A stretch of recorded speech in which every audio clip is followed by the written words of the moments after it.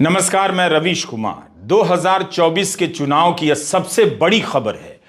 अफसोस कि supreme court से इस फैसले को आने में कई साल लगे। कई साल तो सुनवाई नहीं हुई, सुनवाई पूरी हुई तो उसके बाद भी इसके आने में 3 महीने लग गए। लेकिन अब जब यह फैसला आया है तो ठोक बजाकर आया है। उम्मीद है आप आज के वीडियो को सांस रोककर पूरा देखेंगे। देखिए कि कैसे आपके भारत के लोकतंत्र का गला घोटने के लिए एक असंवैधानिक तरीका अपनाया गया और मोदी सरकार उसे पारदर्शी व्यवस्था बताती रही। आज उस पारदर्शी व्यवस्था के पीछे का गहरा अंधेरा सामने आ गया है। आप सभी के साथ लगातार धोखा हुआ है। सुप्रीम कोर्ट ने इलेक्टोरल बॉन्ड को असंवैधानिक करार दिया है, इलेक्टोरल बॉन्ड को रद्द कर दिया है। इस फ्रॉड व्यवस्था को लाने के लिए भारतीय जनप्रतिनिधित्व कानून, आयकर कानून और कंपनी एक्ट में संशोधन किए गए थे। उन सभी संशोधनों को रद्द कर दिया गया है। यही नहीं, जो इलेक्टोरल बॉन्ड पिछले 15 दिनों में आए हैं और भुनाए नहीं गए हैं, उन्हें लौटाना होगा। Chief justice of India DY Chandrachud, justice Sanjeev Khanna, justice BR Gavai, justice JB Pardiwala और जस्टिस मनोज मिश्रा की एक संवैधानिक पीठ ने पिछले साल नवंबर में सुनवाई पूरी कर ली थी और फैसला सुरक्षित कर लिया था। सुनवाई 3 दिनों तक चली। आज फैसला आ गया। हम आज के वीडियो में सुप्रीम कोर्ट के फैसले के अलावा इलेक्टोरल बॉन्ड से जुड़े सवाल, इस सवाल को कोर्ट तक ले जाने वाले हीरो की भी बात करेंगे। सुप्रीम कोर्ट के फैसले के पीछे कई लोगों ने लंबी लड़ाई लड़ी है। वे हताशा से गुजरे हैं, निराशा में डूबे हैं और आज उम्मीद से लबालब हैं। 10 साल में लोकतंत्र बचाने के कई मोर्चों पर उन्हें हार मिली है। इस जीत ने उन तमाम हारों का हिसाब आज बराबर कर दिया। क्या प्रधानमंत्री नरेंद्र मोदी सुप्रीम कोर्ट के इस फैसले पर संवैधानिक और नैतिक जिम्मेदारी लेंगे? उन्हीं के नेतृत्व में यह कानून पास हुआ जिसे आज कोर्ट ने असंवैधानिक करार दिया। गोदी मीडिया के कितने पत्रकार प्रधानमंत्री नरेंद्र मोदी से सवाल पूछने की हिम्मत कर पाएंगे? इलेक्टोरल फंड को लेकर सारे सवाल आज सही साबित हो गए। क्या पता एक दिन PM केयर फंड को लेकर भी यही हो जाए। जो सरकार चुनावी चंदे के मामले में इतना दुस्साहसी, असंवैधानिक कदम उठा सकती है, उसे आज जवाब देना चाहिए था कि उसने ऐसा क्यों किया। यही नहीं, प्रधानमंत्री मोदी की नाक के नीचे, आंखों के सामने उनकी पार्टी ने चंडीगढ़ में जो किया आपने देखा। लोकतंत्र की हत्या की, सुप्रीम कोर्ट ने पकड़ लिया, तब भी कोई नैतिक जिम्मेदारी लेने सामने नहीं आया। 10 दिनों के भीतर मोदी सरकार और उनकी पार्टी का इतना बड़ा फ्रॉड सुप्रीम कोर्ट ने पकड़ा है। प्रधानमंत्री के पास आज मौका है इसी सवाल पर वे पहली बार, 10 साल में पहली बार प्रेस कॉन्फ्रेंस कर दें। ED और इलेक्टोरल बॉन्ड, इन दो के दम पर नरेंद्र मोदी और उनकी पार्टी ने चुनावी मशीनरी का साम्राज्य खड़ा कर दिया था। ED के सहारे विपक्ष के नेताओं को जेल में डाला गया, पार्टी में तोड़फोड़ की गई, तो इलेक्टोरल बॉन्ड के सहारे विपक्ष की आर्थिक क्षमता को कमजोर कर दिया गया। देखते देखते भारत की राजनीति से विपक्ष तेजी से गायब होने लगा। उसकी मौजूदगी लाचार, बेबस, हताश राजनीतिक इकाई के रूप में रह गई। नरेंद्र मोदी की सरकार 2017-18 में इलेक्टोरल बॉन्ड लेकर आई थी। आज सुप्रीम कोर्ट ने इसे असंवैधानिक करार दिया है। यह मामूली फैसला नहीं है। एक असंवैधानिक व्यवस्था के सहारे इलेक्टोरल बॉन्ड का जन्म हुआ। धर्म की राजनीति का तूफान पैदा कर दिया जाता है। जब भी इस तरह के सवाल आते हैं, इलेक्टोरल बॉन्ड से जुड़े सवालों को भी जनता तक पहुंचने नहीं दिया गया। गोदी मीडिया, जो अपने पेशे के धर्म की रक्षा नहीं कर सका, जो संवैधानिक धर्म की रक्षा नहीं कर सका, जब भी इस तरह के सवाल आते हैं, मंदिर के सामने खड़ा हो जाता है, उसका फोटो लेकर धर्म रक्षक बन जाता है। और जनता ने भी इन सवालों की परवाह नहीं की। मगर आज सुप्रीम कोर्ट ने इलेक्टोरल बॉन्ड को असंवैधानिक कहते हुए रद्द कर दिया है। भारत के लोकतंत्र के साथ इतना बड़ा फ्रॉड कभी नहीं हुआ। आज वो फ्रॉड धर लिया गया। राहुल गांधी ने लगातार इलेक्टोरल बॉन्ड को लेकर सवाल उठाए, आज वे भी सही साबित हो गए। एक नेता जो चुनावों में लगातार हारता है, मगर उसके उठाए सवाल लगातार सही साबित होते जा रहे हैं। 18 नवंबर 2019 का राहुल गांधी का यह ट्वीट है। राहुल ने अंग्रेजी में लिखा है, new India, bribes and illegal commissions are called electoral bonds. मतलब यही नया भारत है जहां रिश्वत और अवैध कमीशन को इलेक्टोरल बॉन्ड कहा जाता है। राहुल ने तब हफ पोस्ट की एक रिपोर्ट ट्वीट की थी जिसमें तब के वित्त मंत्री अरुण जेटली, रिजर्व बैंक के गवर्नर उर्जित पटेल देखे जा सकते हैं। आज यह तस्वीर इतिहास का शिलालेख बन गई है। हफ पोस्ट अब बंद हो चुका है। आज भी राहुल गांधी ने ट्वीट किया है कि नरेंद्र मोदी की एक और भ्रष्ट नीतियों का सबूत आपके सामने है। भाजपा ने इलेक्टोरल बॉन्ड को रिश्वत और कमीशन लेने का माध्यम बना दिया था। आज इस बात पर मुहर लग गई। कांग्रेस पार्टी ने 2019 के घोषणा पत्र में लिखा है कि सरकार बन गई तो इलेक्टोरल बॉन्ड को समाप्त कर देंगे। कांग्रेस चुनाव हार गई, मगर आज वही काम सुप्रीम कोर्ट के फैसले से हो गया। गोदी मीडिया इस सवाल को लेकर तब भी चुप रहा, अब भी चुप रहेगा। मगर कुछ पत्रकार थे, इक्का दुक्का ही, जो अपना पेट काट कर, लोगों से चंदा जमा कर इलेक्टोरल बॉन्ड जैसी घटनाओं पर, उसके फ्रॉड पर लगातार रिपोर्टिंग कर रहे थे। आज उनके इरादों की भी जीत हुई है। मदर ऑफ डेमोक्रेसी कहने वाले नरेंद्र मोदी सरकार का एक फैसला असंवैधानिक घोषित हो गया है। सुप्रीम कोर्ट ने कहा है कि यह केवल फायदे का लेन देन है, क्विड प्रो क्यो है। इसका मतलब यही हुआ कि उद्योगपतियों को फायदा पहुंचाओ, हजारों करोड़ों का चंदा लो, उन्हें लाखों करोड़ का मुनाफे का अवसर दो।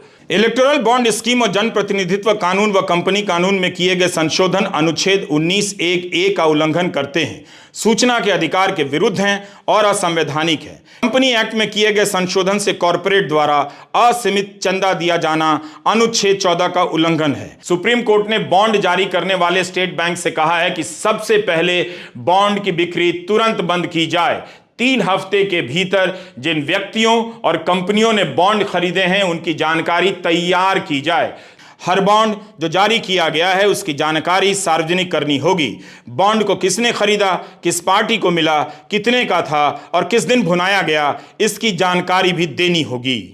कोर्ट ने यह भी कहा है कि जिन बॉन्ड को भुनाया नहीं गया है और जिनके समाप्त होने में अभी 15 दिन शेष हैं, राजनीतिक दलों को वह बॉन्ड लौटा देना पड़ेगा। बिल्कुल हम जान पाएंगे। ये जो फैसला है सुप्रीम कोर्ट का, मैं समझता हूं कि अपने आप में ऐतिहासिक है। पिछले 20-25 साल में ऐसा कोई फैसला सुप्रीम कोर्ट ने नहीं दिया। ये फैसला ये दर्शाता है कि जो हमारा लोकतंत्र है उसमें 2 चीजें बहुत जरूरी है। पहली बात, एक पारदर्शिता होनी चाहिए।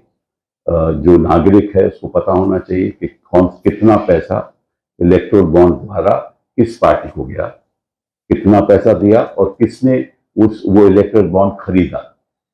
ये पारदर्शिता लाई गई है सुप्रीम कोर्ट के फैसले द्वारा। दूसरी बात यह है कि इसके द्वारा ये भी साफ जाहिर है कि सुप्रीम कोर्ट ने कहा है कि ये जो बाधाएं खत्म की गई थी संशोधन की वजह से, इनकम टैक्स एक्ट की संशोधन की वजह से, representation of act, peoples act की संशोधन की वजह से, कंपनीज एक्ट की संशोधन की वजह से ये जो संशोधन किया गया है ये गलत है और ये आर्टिकल 14 का उल्लंघन है। क्यों? क्योंकि कंपनीज एक्ट में जो संशोधन किया गया वो इसलिए किया गया क्योंकि कानून इलेक्टोरल बॉन्ड स्कीम के पहले कोई भी कंपनी जो मुनाफे में चलती है उसका 10% एवरेज मुनाफा वो कंपनी इलेक्टोरल बॉन्ड द्वारा पॉलिटिकल पार्टी को दे सकती थी। अब वो लिमिट खत्म हो गई, वो बाधा खत्म हो गई। इस कानून द्वारा इलेक्टोरल बॉन्ड स्कीम द्वारा कितना भी पैसा दे तो सुप्रीम कोर्ट ने बोला ये गलत है। दूसरा, सुप्रीम कोर्ट ने बोला कि इनकम टैक्स में एग्जेम्पशन मिलती है वो भी गलत है।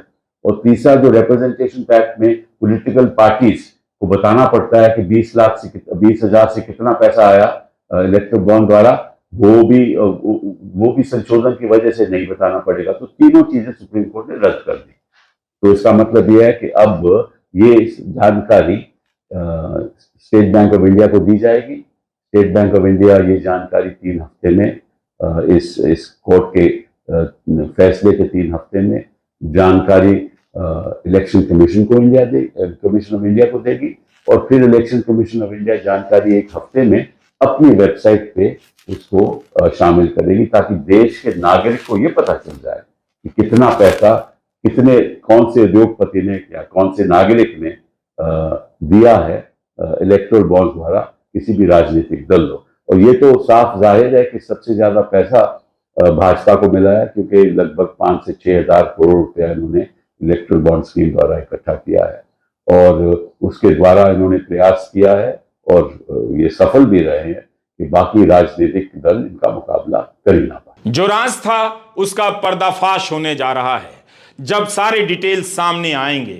और साफ साफ हो जाएगा कि बीजेपी को कौन कौन सी कंपनी चंदा दे रही थी, कौन कौन से उद्योगपति चंदा दे रहे थे और सरकार उस कंपनी और उद्योगपति के फायदे के लिए क्या क्या कर रही थी, गोदी मीडिया उसके पीछे पीछे क्या कर रहा था। 2014 के बाद से बीजेपी का कोई भी चुनावी अभियान देखिए, रैलियों की सजावट से लेकर अखबारों और चैनलों में विज्ञापन तक देखिए, राजनीति में पैसे के घोषित अघोषित ज्ञात अज्ञात खर्चे के सारे सवाल ही गायब हो गए। सबको दिख रहा था मगर कोई पूछ नहीं रहा था। धर्म के नाम पर लोग तमाम तरह के अधर्मों को बर्दाश्त कर रहे थे। लगातार खबरें छप रही थीं, इलेक्टोरल बॉन्ड से आने वाला चंदा सबसे अधिक बीजेपी के पास जा रहा है। 6,500 करोड़ का चंदा बीजेपी को मिला है। बॉन्ड के अलावा चंदे के रूप में भी कॉर्पोरेट का सबसे बड़ा हिस्सा बीजेपी को मिलता है। एसोसिएशन फॉर डेमोक्रेटिक रिफॉर्म का आंकड़ा है कि 2022-23 में जितने भी कॉर्पोरेट बॉन्ड बिके हैं उसका 90% बीजेपी को गया है। 2022-23 के बीच कॉर्पोरेट ने 850 करोड़ का चंदा दिया, इसमें से 719 करोड़ का चंदा केवल बीजेपी को गया, कांग्रेस को मात्र 79 करोड़। तो इस तरह कई हजार करोड़ रुपए के चंदे से बीजेपी पैसे के मामले में सबसे ताकतवर पार्टी हो गई और आर्थिक क्षमता के हिसाब से भारत के राजनीतिक दलों के बीच भारी असंतुलन पैदा हो गया। कांग्रेस प्रवक्ता पवन खेड़ा ने कहा है कि इलेक्टोरल बॉन्ड स्कीम भ्रष्टाचार का मामला है जिसमें सीधे सीधे प्रधानमंत्री नरेंद्र मोदी शामिल हैं। आज प्रधानमंत्री बेनकाब हो गए हैं। आज प्रधानमंत्री एक्सपोज हो गए हैं, बेनकाब हो गए हैं, उनका भ्रष्टाचार बेनकाब हो गया। ये भ्रष्टाचार मैं कहूं बचते हुए कह दूं कि भाजपा का भ्रष्टाचार है, ये इलेक्टोरल करप्शन है, ये सब मुझे लगता है लाग लपेट की बात होगी। ये सीधा सीधा प्रधानमंत्री द्वारा किया गया एक भ्रष्टाचार है जिसको कानूनी जामा पहनाने का प्रयास किया गया। मनी बिल लाकर आपने मनी का इंतजाम कर दिया विधायक खरीदने के लिए, कोयले की खदान देने के लिए, हवाई अड्डे देने के लिए, अपने मित्रों को उपकृत करने के लिए। यह आपके सामने है। आज मैं फिर से हमारी पार्टी की ओर से, इस देश की जनता की ओर से उन तमाम वकीलों को, एक्टिविस्ट को, एनजीओस को, माननीय सर्वोच्च न्यायालय को खुले दिल से धन्यवाद देते हैं कि आपने एक ऐसा आदेश आज पारित किया है जिससे लोकतंत्र के जिंदा रहने की उम्मीद हम सबके मन में जागी। केंद्र सरकार ने सुप्रीम कोर्ट में हमेशा ही इलेक्टोरल बॉन्ड का बचाव किया है मगर उसकी दलीलें आज काम नहीं आई। सुप्रीम कोर्ट ने इसे असंवैधानिक करार दिया। यह ऐसा फैसला है जिसकी गूंज बाहर कम सुनाई देगी क्योंकि गोदी मीडिया इस पर घनघोर कवरेज नहीं करेगा। इसकी जगह आपको मंदिर का फोटो दिखाएगा ताकि आप भूल जाएं कि भारत के लोकतंत्र के साथ इस बॉन्ड के जरिए कितना बड़ा फ्रॉड किया जा रहा था। 2017 में जब यह बॉन्ड आया तभी से इसे लेकर सवाल उठ रहे थे। पुरानी खबरें निकालकर देखिए, लिखा है कि इलेक्टोरल बॉन्ड के लिए शुरू में जो कॉन्सेप्ट नोट बना वो किसी अधिकारी के लेटर पैड पर नहीं बल्कि सादे कागज पर बना। यह खेल हो रहा था। ना तो सादे कागज पर तारीख थी, ना ही किसी का दस्तखत। पूर्व अधिकारियों ने इस कागज को देखकर बताया है कि बाहर से किसी ने लिखा है और इसकी भाषा अधिकारियों की नहीं लगती है। 18 नवंबर 2019 की नितिन सेठी की यह रिपोर्ट देखिए। नितिन सेठी ने तमाम दस्तावेजों के साथ इस फ्रॉड को तभी उजागर कर दिया, बता दिया कि रिजर्व बैंक ऑफ इंडिया ने लगातार इस पर आपत्ति जताई कि इस तरह से बॉन्ड नहीं लिया जा सकता है। तमाम बैंकों ने कहा कि इससे धोखाधड़ी बढ़ जाएगी, मनी लॉन्ड्रिंग बढ़ेगी। मनी लॉन्ड्रिंग 2017 का बजट पेश होने वाला था, इसी में इलेक्टोरल बॉन्ड की घोषणा होने वाली थी। इसके जरिए कॉर्पोरेट से मोटा चंदा समेटने के लिए कानूनी जुगाड़ निकाला जा रहा था। बजट पेश होने जा रहा है और किसी को पता नहीं कि ऐसा कानून आ रहा है। बजट पेश होने से 4 दिन पहले रिजर्व बैंक से राय मांगी जाती है। इतना बड़ा फैसला और आखिरी मिनट में रिजर्व बैंक से राय मांगी जाती है। तब के राजस्व सचिव हंसमुख अधिया के जवाब के अनुसार तब तक वित्त विधेयक की कॉपी छप गई थी। फिर भी रिजर्व बैंक इलेक्टोरल बॉन्ड को लेकर कई आपत्तियां दर्ज कराता है, जिसे नजरअंदाज कर दिया जाता है। रिजर्व बैंक की आपत्ति गोपनीयता को लेकर थी, तो जवाब मिला कि दान देने की गोपनीयता ही इसका उद्देश्य है। बजट पेश करने से 4 दिन पहले एक सीनियर टैक्स अफसर को कुछ गड़बड़ियां नजर आती हैं। उसे इरादा समझ आ जाता है कि इसके जरिए बड़े कॉरपोरेशन, बड़ी बड़ी कंपनियां अपनी पहचान छिपा लेंगी और बेपनाह दौलत राजनीतिक दलों के आगे बिछा देंगी। यह तभी मुमकिन होगा जब भारतीय रिजर्व बैंक के अधिनियम में बदलाव किया जाए। उसी दिन वित्त मंत्रालय की तरफ से रिजर्व बैंक के डिप्टी गवर्नर को ईमेल भेजा जाता है और उनसे तुरंत टिप्पणी मांगी जाती है। 30 जनवरी 2017 को रिजर्व बैंक कहता है कि उसके अधिनियम में संशोधन करने से गलत परंपरा शुरू होगी, मनी लॉन्ड्रिंग बढ़ जाएगी, पैसा किसी तीसरी पार्टी का होगा और खरीदने वाला कोई और होगा। इससे पारदर्शिता का लक्ष्य पूरा नहीं होगा। है ना ये कमाल। रिजर्व बैंक और वित्त विभाग के अफसर को यह शक है कि मनी लॉन्ड्रिंग बढ़ जाएगी। तो क्या मनी लॉन्ड्रिंग के लिए इलेक्टोरल बॉन्ड लाया गया था? मनी लॉन्ड्रिंग के आरोप में विपक्ष के न जाने कितने नेता जेलों में बंद कर दिए गए। भ्रष्टाचार के हर दूसरे मामले को मनी लॉन्ड्रिंग का मामला बना दिया जाता है ताकि जेल में ही सड़ते रहे और बेल ना मिले। क्या इलेक्टोरल बॉन्ड के जरिए मनी लॉन्ड्रिंग का खेल हुआ है? सुप्रीम कोर्ट ने कहा है कि राजनीतिक प्रक्रिया पर व्यक्ति से ज्यादा असर कंपनियों का होता है। कंपनियां मनमाने तरीके से चंदा दे सके, इसके लिए मनमाने तरीके से कंपनी एक्ट के सेक्शन 182 में संशोधन कर दिया गया और इसी के साथ कंपनी और व्यक्ति दोनों को बराबर कर दिया गया। जबकि चंदा देने वाले एक व्यक्ति की तुलना में कंपनी अपने चंदे के बदले राजनीतिक दल और उसकी सरकार से कहीं ज्यादा बड़े फायदे हासिल कर सकती है। कोर्ट ने कहा कि इन संशोधनों से मुनाफे और घाटे में चल रही कंपनियों के बीच के फर्क को मिटाना मुश्किल होता है, इसलिए इन संशोधनों को रद्द कर दिया गया। यह बात हमने तब भी बताई थी जब अदानी पूर्व एनडीटीवी में प्राइम टाइम किया करता था कि इस संशोधन के बाद मनी लॉन्ड्रिंग का खेल हो सकता है। हमने इलेक्टोरल बॉन्ड को लेकर कई प्राइम टाइम किए, बाद में अपने YouTube channel Ravish Kumar official पर भी इस मुद्दे को लेकर विस्तार से कवरेज किया। तब से बता रहा हूं कि इस बॉन्ड के बाद लोग कागजी कंपनियां बनाकर चंदा देने लग जाएंगे और आज ये आशंका सुप्रीम कोर्ट में साबित हो गई। ये तो नहीं कह सकते कि मनी लॉन्ड्रिंग हो रही थी, क्योंकि ये तो बात की तो तफ्तीश की बात है, इन्वेस्टिगेशन की बात है। तो जब हमें क्विड प्रो को पता चल जाएगा तो निश्चित रूप से कोई ना कोई तो FIR दर्ज होगी, ईडी का मुकदमा दर्ज होगा। हम प्रयास करेंगे, लेकिन जो इनका इतिहास रहा है ये इसको दर्ज नहीं होने देंगे। लेकिन ये बात जरूर है कि कोई अब कानून नहीं आ सकता, क्योंकि सुप्रीम कोर्ट ने जब फैसला किया कि ये असंवैधानिक है, तो जो पुराना कानून लागू था वही लागू रहेगा। उसमें अगर संशोधन लाना चाहें तो ला सकते हैं, लेकिन ये स्कीम रद्द की गई है और इसके द्वारा जो भी पैसा कमाया है भाजपा ने, और लगभग 5 से 6 हज़ार करोड़ रुपया कमाया है, उसका फिर उसके द्वारा इन्होंने अपनी संपत्ति के अपने दफ्तर बनाए, शायद RSS के दफ्तर बनाए, खर्चा किया, एयरप्लेन्स में जो MLAs ले जाए गए बाकी प्रदेशों में ताकि सरकारें गिराई जाएं, ये काम इन्होंने किए इसी पैसा के द्वारा। तो और इससे कोई काले धन के साथ कोई ताल्लुक नहीं, क्योंकि काला धन तो इससे जुड़ा हुआ नहीं है, ये तो सारा वाइट का पैसा है।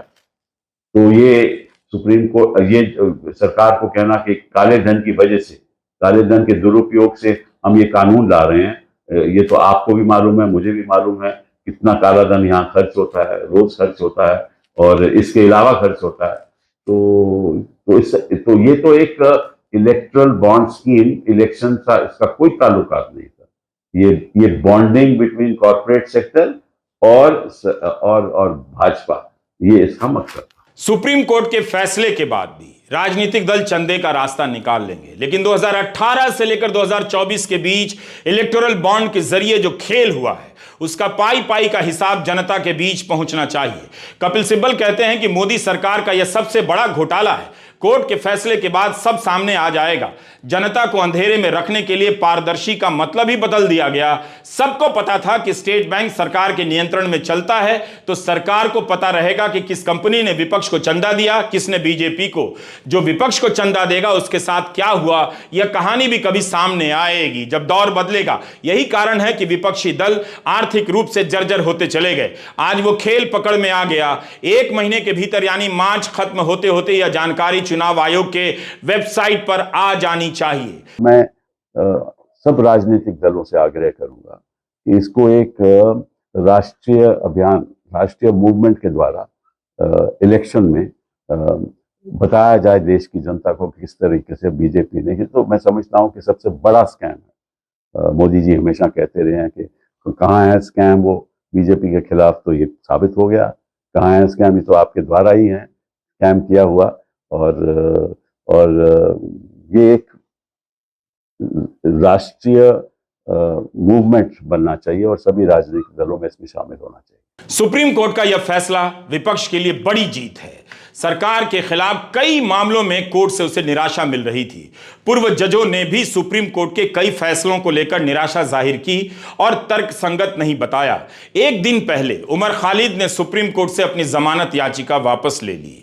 14 फरवरी का दिन भारत के न्यायिक इतिहास में सबसे उदास करने वाला दिन रहा कि एक युवक ने अपनी याचिका सुप्रीम कोर्ट से वापस ले ली। 14 बार उसके मामले की सुनवाई नहीं हो सकी। इन सभी को याद करते हुए, सामने रखते हुए आज के फैसले को देखिए। शायद इसीलिए आज का फैसला एक ऐसा फैसला है जिसने चंद उद्योगपतियों के हाथ में चुनावी व्यवस्था के गुलाम बन जाने की एक बड़ी कोशिश रोक दी। और वो कोशिश कौन कर रहा था आप जानते हैं, और मैं बता चुका हूं। कपिल सिब्बल, प्रशांत भूषण, शादान फरासत, निजाम पाशा, विजय हंसारिया ने बहस की है। आज सिब्बल अपने घर में ही मीडिया से घिरे रहे। तबीयत ठीक नहीं होने के कारण फैसले को ऑनलाइन ही सुना। मगर ऐसे कितने सवालों को लेकर सिब्बल और प्रशांत भूषण और निजाम पाशा जैसे वकील हालात से लोहा लेते रहे हैं। क्या बाकी वकीलों को यह सब सवाल नजर नहीं आ रहे हैं? क्या उन्हें आज के दिन नहीं लग रहा होगा कि उन्हें भी ऐसे वक्त में अपनी संवैधानिक भूमिका निभानी चाहिए? इन सभी वकीलों ने अपने वकील होने का आज फर्ज निभा दिया। इन वकीलों की बदौलत ही इतना बड़ा चुनावी घोटाला भारत के सामने आ सका है। इस मामले में याचिका दायर करने वाली संस्था association for democratic reforms, ADR है, कॉमन कॉज है, सीपीएम पार्टी है और कांग्रेस की नेता जया ठाकुर हैं। सीपीएम के नेता सीताराम येचुरी ने बयान जारी कर सुप्रीम कोर्ट के फैसले का स्वागत किया है। एडीआर की रिपोर्ट लगातार छप रही थी। जगदीप छोकर लगातार लिख रहे थे, बोल रहे थे कि चंदा केवल बीजेपी को जा रहा है, यह बॉन्ड एक किस्म का घोटाला है। इन सभी की बात आज सही साबित हो गई। इसमें सबसे बड़ा फायदा यह है कि जो 2017 में कोशिश की गई थी कि हमारे चुनाव व्यवस्था में एक ऐसा प्रावधान कर दिया जाए कि जिसमें जो मुख्य पॉलिटिकल पार्टियां हैं और जो सत्तारूढ़ दल हैं उनको जितना पैसा मर्जी कोई भी दे दे और उसका पता किसी को भी ना लगे, तो वो एक गड़बड़ को हटा दिया गया है। ये जो हमारे चुनाव सुधार पहले था वो भी कोई बहुत बढ़िया नहीं था, उसमें भी बहुत इम्प्रूवमेंट करने की ज़रूरत है। वो हम लोग करने की कोशिश कर रहे हैं और करते रहेंगे। लेकिन ये जो एक नई दिक्कत 2017 में लगाई गई थी वो आज हट गई है और इससे ये देशवासियों को मेरे ख्याल में यकीन होगा कि संविधान में अभी भी विश्वास रखना पॉसिबल है और देश की जो सबसे बड़ी अदालत है वो कानून को एक ही तरीके से सबको अप्लाई करती है। और इसमें जो एक लेवल प्लेइंग फील्ड नहीं रही थी, अनइवन लेवल प्लेइंग फील्ड हो गई थी, उसको लेवल कर दिया गया है। और दूसरे जो वोटरों का या नागरिकों का सूचना के अधिकार का हक था कि उनको सूचना मिले राजनीतिक दलों के चंदे के बारे में, वो भी बंद हो गया था, उसको भी इन्होंने हटा दिया है। तो मैं समझता हूँ राजनीतिक दलों को और ख़ास तौर पर सत्तारूढ़ दल जो हैं उनको इससे बहुत सबक मिलना चाहिए और उनको ये ध्यान रखना चाहिए कि इस तरह के हथकंडे अपनाने से वो देश के चुनाव व्यवस्था को अपने कब्जे में नहीं कर सकते हैं। पहले ही हमारे देश में लोगों को सही से जानकारी नहीं होती थी कि कहां से पैसे आ रहे हैं, क्योंकि बहुत सारा चंदा पॉलिटिकल पार्टीज के पास कैश में आता था, वो बताती ही नहीं थी कि किसने उनको कैश दिया है। लेकिन जो बैंकिंग चैनल्स से पैसा आता था उसके बारे में लोग जानकारी रख पाते थे। अब इलेक्टोरल बॉन्ड्स ने वो जो पैसा बैंकिंग चैनल से आ रहा है इलेक्टोरल बॉन्ड्स के जरिए वो भी गोपनीय बना दिया। तो ये तो पूरी तरह से लेजिटिमाइज हो गई कि असीमित पैसे आते रहें पॉलिटिकल पार्टीज के पास, और वो चाहे बैंकिंग चैनल से आए चाहे कैश से आए, लोगों को बिल्कुल मालूम ही ना पड़े कि कौन पैसे दे रहा है पॉलिटिकल पार्टी को, और ये पूरे पर्दे के पीछे काम चलता रहे, जो कि हम जानते हैं भ्रष्टाचार की जड़ रही है। किकबैक्स जो होते हैं, पूरे तमाम जो करप्शन होती है, पॉलिटिकल करप्शन है, हाईएस्ट लेवल्स पे करप्शन है, वो इसी तरीके से हमारे देश में होती आई, और इलेक्टोरल बॉन्ड्स के जरिए से उसको पूरी तरह से लेजिटिमाइज भी कर दिया गया, जो पैसे बैंकिंग चैनल से आ रहे थे उसके लिए भी। तो आज जो सुप्रीम कोर्ट ने फैसला सुनाया है, उसमें कोर्ट ने यही कहा है कि किसी भी लोकतंत्र में ये नहीं हो सकता कि जो लोग वोटर हैं, जो सिटीजन हैं, वो ये ना जान पाएं कि किसने पैसे दिए पॉलिटिकल पार्टी को। अब से पॉलिटिकल पार्टीज जो हैं वो इलेक्टोरल बॉन्ड्स के जरिए से फंड्स नहीं ले पाएंगी। एडीआर के जगदीप छोकर के साथ साथ रिटायर्ड कोमोडोर लोकेश बत्रा ने अनगिनत आरटीआई किए। वे भी इस जीत के नायक हैं। उनकी जानकारी ने इस फ्रॉड को हर तरफ से घेर लिया। कभी वे नासिक के सरकारी प्रिंटिंग प्रेस से पूछा करते थे कि कितना बॉन्ड प्रिंट हुआ है, तो कभी राजस्व विभाग से। सरकार के ही कई विभागों में आरटीआई दायर कर लोकेश बत्रा ने उस दौर में वो कर दिखाया जब कई लोग हाथ पर हाथ धरकर बैठ गए हैं कि अब कुछ नहीं हो सकता। लोकेश बत्रा ने यह भी उजागर कर दिया कि पारदर्शी होने के नाम पर यह बॉन्ड लाया गया है, मगर सरकार डिजिटल पेमेंट से बचना चाहती थी। आखिर दुनिया भर को डिजिटल पेमेंट का लेक्चर देने वाली सरकार इलेक्टोरल बॉन्ड के मामले में केवल डिजिटल पेमेंट से क्यों बच रही थी? सरकार जानती थी कि लोकेश बत्रा जैसे लोकतंत्र के सच्चे सिपाही आरटीआई करेंगे, इसलिए इलेक्टोरल बॉन्ड को आरटीआई से अलग किया गया। यानी कोई नहीं जान सकता था कि किस कंपनी ने चंदा दिया, किसने बॉन्ड खरीदा। सुप्रीम कोर्ट ने कहा ऐसा करना आरटीआई का भी उल्लंघन है। क्या हो रहा है, स्टेट बैंक जिस दिन खत्म करता है ना काम, अगले दिन एक पत्र लिखा जाता है, स्टेट बैंक ऑफ इंडिया ने पूरा ब्यौरा दिया जाता है, उसके नीचे लिखा जाता है कितने सर्विस चार्ज है, उसको वो ये लोग कमीशन बोलते हैं। और जो कमीशन है वो डिजिटल पे अलग लगती है और जो फिजिकल पे अलग लगती है। फिजिकल में ये लोग मानते हैं चेक और ड्राफ्ट। स्टेट बैंक जो है वो केवाईसी करता है, उसको पता है किसने खरीदा, और हर इलेक्ट्रल बॉन्ड की जो प्रॉमिसरी नोट है उसके ऊपर एक सीक्रेट डिजिटल एक नंबर होता है जो कि यूवी लाइट में दिखता है। तो जो एनकैश करेगा बैंक ब्रांच, उसको पता है ये बिका, ये जेन्युइन है कि फॉल्ट है। तो बैंक के पास ये पता होता है किसने किया, किस पॉलिटिकल पार्टी ने किया। और दूसरा ये है कि बैंक से कोई भी investigative agency like ED, CBI वो पूछ सकते हैं, हमें ये नहीं पता। उसके पूछने का मतलब गवर्नमेंट को भी पता होता है। आरबीआई कहता था, पहले तो मान नहीं रहे थे, जब उसके पास बहुत दबाव डाल दिया और उनका जो आरबीआई एक्ट 51 को अमेंड कर दिया गया, तो उन्होंने कहा कम से कम, क्योंकि ये करेंसी बनाना हमारा चार्टर है, हम बनाएंगे, हम छापेंगे, बेचेंगे। वो गवर्नमेंट ने नहीं माना, उन्होंने कहा हम किसी और बैंक को ऑथराइज करेंगे, तो उन्होंने स्टेट बैंक ऑफ इंडिया को ऑथराइज कर दिया, आरबीआई से वो भी छीन लिया। उसके बाद भी आरबीआई के जो गवर्नर थे उर्जित पटेल जी, उन्होंने बार बार पूर्व हमारे लेट अरुण जेटली जी को पत्र भी 2-3 लिख के, और ये सितंबर के 2017 तक लिखते चले गए। वो ये कह रहे थे कि अगर आपने करना है तो इसमें तो शेल कंपनी बन जाएंगी, जैसे इलेक्शन कमीशन ने कहा था, कोई रिकॉर्ड ही नहीं रहेगा। तो उन्होंने कहा कम से कम इसको डिजिटल डीमैट जिस फॉर्म में होता है, उस फॉर्म में जो बिकते हैं उस तरीके से बेचे जाए। सरकार ने उनके जवाब में लिखा, जो अपने सेक्रेटरी थे, कि वो तो हमारा सारा पर्पज ही खत्म हो जाएगा, हम चाहते हैं कि जो डोनर है उनका नाम सीक्रेट। तो मतलब पूरी फाइलों में एक ही चीज था, किसी तरीके से जो डोनर्स हैं, जो पैसा डोनेट करते हैं, उनका नाम बाहर नहीं आए। इसके चक्कर में उन्होंने, इसकी वजह से उन्होंने सभी लॉ बदले गए। तो कितना कुछ हो रहा था, मगर सरकार को पता था कि दबदबे की राजनीति के लिए धन चाहिए और धन मिलता रहे, कॉरपोरेट खुलकर उसकी पार्टी को धन दे सके, इसलिए कानून चाहिए। ऐसा नहीं कि इलेक्टोरल बॉन्ड से दूसरे दलों को चंदा नहीं मिला, मगर सबसे अधिक और कई गुना अधिक चंदा बीजेपी को ही मिला। इलेक्टोरल बॉन्ड के लिए फाइनेंस बिल का सहारा लिया गया। 2018 में इसे नोटिफाई कर दिया गया। चुनावी चंदे की व्यवस्था को साफ सुथरा करने के नाम पर इलेक्टोरल बॉन्ड लाया गया, मगर इसे लाने का तरीका भी फ्रॉड था और जिस इरादे से लाया गया वो भी फ्रॉड निकला। सुप्रीम कोर्ट के फैसले से साफ हो जाता है, कॉर्पोरेट चंदा देगा तो उसका नाम और चेहरा गुप्त रहेगा। आप पैसे का लेन देन करें तो आपका आधार और पैन कार्ड एक दूसरे से खाते से जोड़ दिया जाता है, आपकी सारी जानकारी सरकार के पास पहुंच जाती है और राजनीतिक दल मूल रूप से बीजेपी को छक्कर चंदा देने वाली कंपनियों की जानकारी आपसे गुप्त रहेगी। यह खेल आपको अब भी समझ जाना चाहिए। याद रहना चाहिए कि शुरू में रिजर्व बैंक और चुनाव आयोग दोनों ने इलेक्टोरल बॉन्ड के खिलाफ अपनी आपत्ति दर्ज कराई थी। संसद में इसके पास हो जाने के बाद तक चुनाव आयोग ने लिखित रूप में कानून व न्याय मंत्रालय से कहा था कि इलेक्टोरल बॉन्ड के रास्ते राजनीतिक दलों को विदेशी स्रोत से मिलने वाले अवैध चंदे को छिपाने में सहायता मिलेगी।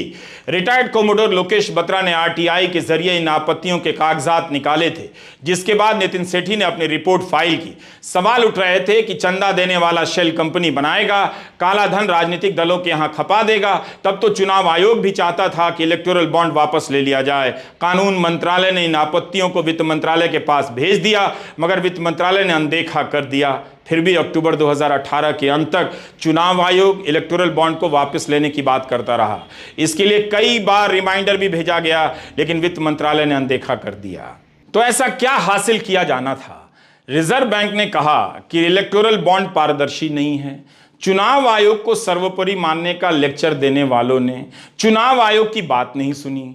चुनाव आयोग ने इस इलेक्टोरल बॉन्ड का विरोध किया। इसके बाद भी इलेक्टोरल बॉन्ड का कानून बनाया गया। हर स्तर पर झूठ बोला जा रहा था, कुछ छिपाया जा रहा था तो कुछ आधा अधूरा कहा जा रहा था। दिसंबर 2018 में राज्यसभा में तृणमूल कांग्रेस के सांसद मोहम्मद नदीमुल हक ने सवाल किया, क्या चुनाव आयोग ने इलेक्टोरल बॉन्ड को लेकर आपत्ति दर्ज कराई थी? तब वित्त राज्य मंत्री पी राधाकृष्णन ने जवाब दिया, आपत्ति दर्ज नहीं कराई, जबकि रिजर्व बैंक और चुनाव आयोग दोनों ने आपत्ति दर्ज कराई थी। बाद में निर्मला सीतारमण को मानना पड़ा कि चुनाव आयोग ने आपत्ति दर्ज कराई थी। उस समय तक retired commodore Lokesh Batra RTI के जरिए इन आपत्तियों के कागजात निकाल चुके थे। तब सांसद नदीमुल हक ने विशेषाधिकार के हनन का मामला दर्ज कर दिया, लेकिन इसके बाद भी वित्त राज्य मंत्री अपने पहले जवाब पर अड़े रहे। अप्रैल 2019 में चुनाव आयोग ने सुप्रीम कोर्ट से कहा कि आयोग इलेक्टोरल बॉन्ड के खिलाफ नहीं है, लेकिन इनके गुमनाम होने के खिलाफ है। सोचिए, अभी तक 16,500 करोड़ का इलेक्टोरल बॉन्ड बिका है। इनमें से 95% चंदा 1 करोड़ वाले बॉन्ड से आया है। इसका मतलब है कि अमीर लोगों का दबदबा बढ़ा है। इतना ज्यादा पैसा कोई धन्ना सेठ दे सकता है या फिर कोई कंपनी। अब सबके नाम सामने आएंगे तो पर्दा हटेगा। कानून इस तरह से बनाया जाता है कि विदेशी कंपनियां भी बॉन्ड खरीद सकती थी। आपको विदेशी फंड या चंदे के नाम पर डराया जाता है। कितने ही संस्थानों को मिलने वाला विदेशी फंड बंद करवा दिया गया, मगर राजनीतिक दलों को विदेशी कंपनियां चंदा दे सकती थी और उनका नाम गुप्त रहेगा। इसका इंतजाम मोदी सरकार ने इलेक्टोरल बॉन्ड में कर दिया था। यह सवाल भारत की जनता, गोदी मीडिया और उसके संपादकों ने क्यों नहीं पूछा कि विदेशी कंपनियों को गुप्त रूप से चंदा देने की छूट क्यों दी जा रही है? इस भ्रम में ना रहें कि इसकी खोजी रिपोर्टिंग गोदी मीडिया कर रहा था। गोदी मीडिया इतिहास में केवल इसीलिए दर्ज किया जाएगा कि इसने भारत के लोकतंत्र की हत्या करने में भूमिका निभाई है। पत्रकारिता के लिए इसे कभी याद नहीं किया जाएगा। द रिपोर्टर्स कलेक्टिव के नितिन सेठी ने सबसे पहले इलेक्टोरल बॉन्ड पर 6 पार्ट में रिपोर्ट जारी की। नवंबर 2019 से लेकर 30 जनवरी 2020 के बीच उनकी सारी रिपोर्ट छपती है। कॉमोडोर बत्रा ने अपने सारे दस्तावेज सार्वजनिक कर दिए कि कोई भी इन्हें पढ़ ले, जांच ले कि उनकी बात सही है या नहीं। नितिन सेठी ने हजारों पन्नों के दस्तावेजों का महीनों अध्ययन किया, तब जाकर इसे प्रकाशित किया। उनकी रिपोर्ट तमिल, अंग्रेजी, हिंदी और मलयालम में है। न्यूज लॉन्ड्री पर सारी रिपोर्ट हिंदी में मिल जाएगी। सोचिए, एक पत्रकार जो अपने दम पर लोगों के चंदे से पत्रकारिता कर रहा है, वो ऐसी रिपोर्टिंग करता है। लेकिन जिस गोदी मीडिया को जनता के पैसे से ही सैकड़ों करोड़ों रुपए के विज्ञापन मिलते हैं, उनके यहां ऐसी पत्रकारिता नहीं होती है। आपके पैसे से ही आपका गला घोटा जा रहा है। मेरी ये बात लिखकर अभी तुरंत अपने पर्स में रख लें। जब 2017 में सरकार ने ये इलेक्टोरल बॉन्ड स्कीम निकाली तभी हम लोग समझ गए थे ये एक तरीके से करप्शन को एक लीगल जामा पहनाने का प्रयास हो रहा है। लेकिन हमें सबूत चाहिए थे, कागजी, जहाँ कागज़ों पे साफ दिखे कि क्या किया गया है। उस समय कॉमोडोर लोकेश बत्रा और हम जैसे कुछ लोग ये कागज़ ढूंढने में लग गए। 2018 में ये स्कीम चल पड़ी, पैसा जमा होने लग गया। 2018 के आखिर तक आते आते ये कागज़ कॉमोडोर लोकेश बत्रा के हाथ लगे। उन्होंने हमको, रिपोर्टर्स कलेक्टिव को, ये कागज़ सौंप दिए, ये विश्वास के साथ कि हम पढ़ के समझेंगे और सच्चाई बिना डरे बताएंगे। 4 महीने वो कागज़ हम पढ़ते रहे। कागज़ पढ़ते पढ़ते अपने सोर्सेज बनाए, जिनसे समझने की कोशिश करी कि ये कागज़ों में क्या क्या है, क्या करने का प्रयास हो रहा है। 4 महीने बाद, उस समय चाहे हम लोगों के पास पैसा नहीं था लेकिन हिम्मत थी, वो कागज़ हमने एक 6 पार्ट की श्रृंखला में अलग अलग भाषाओं में एक साथ छापा। उसमें दिखाया कि कैसे सरकार ने आरबीआई, इलेक्शन कमीशन, इन सब के विचारों को नज़रअंदाज करके ये स्कीम चलाने का प्रयास किया था। ये भी दिखाया कि कैसे सरकार ने जो स्कीम को, अपनी ही स्कीम को तोड़ के पार्टी के लिए पैसा ज़्यादा चंदा जमा करने का प्रयास करती रही। वो सारे कागजात सुप्रीम कोर्ट के केस में लगे एविडेंस के तौर पे, लेकिन हमने फिर परस्यू करना शुरू किया जब देखा कि सुप्रीम कोर्ट इसमें ज़्यादा जल्दी नहीं चल रहा है। 1.5-2 साल करने के बाद जब सुप्रीम कोर्ट ने कुछ इलेक्टोरल बॉन्ड्स का डेटा सील्ड एनवेलप में बुला के अपने पास जेब में रख लिया था, हमने वो सील्ड एनवेलप का डेटा दोबारा निकाला और दिखाया कि कैसे ज़्यादातर पैसा इलेक्टोरल बॉन्ड से जो आ रहा था सिर्फ भाजपा को गया था। सारी रिपोर्ट यही बताती है कि इस कानून के पीछे का इरादा सही नहीं था। यह पारदर्शी कानून नहीं था। यह एक ऐसा कानून था जिसके जरिए पैसे के सोर्स को गुप्त रखना था। गोपनीयता की बात को समझना जरूरी है। सरकार ने बार बार यही कहा, हमारा मकसद है दान देने वाले की पहचान सामने ना आए, क्योंकि इससे पारदर्शिता सुनिश्चित होगी। मगर जब पहचान गोपनीय होती है तो किसी कंपनी के शेयर होल्डर को भी इसकी जानकारी नहीं होगी कि कंपनी का पैसा कहां कहां लग रहा है। ना ही किसी पार्टी को वोट करने वालों को पता होगा कि उनकी पार्टी को पैसा कहां से मिल रहा है। जीतने के बाद ये पार्टी उस पैसे के बदले में उस कंपनी के लिए क्या करेगी। सुप्रीम कोर्ट ने आज जो कहा है वही बात 1957 में 2 अलग अलग फैसलों में बॉम्बे और कोलकाता हाई कोर्ट ने कही थी। दोनों अदालतों ने कंपनियों द्वारा सरकार को निर्बाध चुनावी दान देने के खतरों के बारे में चेताया था। बॉम्बे हाई कोर्ट के तत्कालीन चीफ जस्टिस MC छागला ने कहा था, यह एक ऐसा खतरा होगा जो बहुत तेजी से बड़ा हो सकता है और जो इस देश में लोकतंत्र का गला घोंट सकता है। केस ये था कि टाटा आयरन एंड स्टील चुनावी चंदा देने की अनुमति चाहती थी।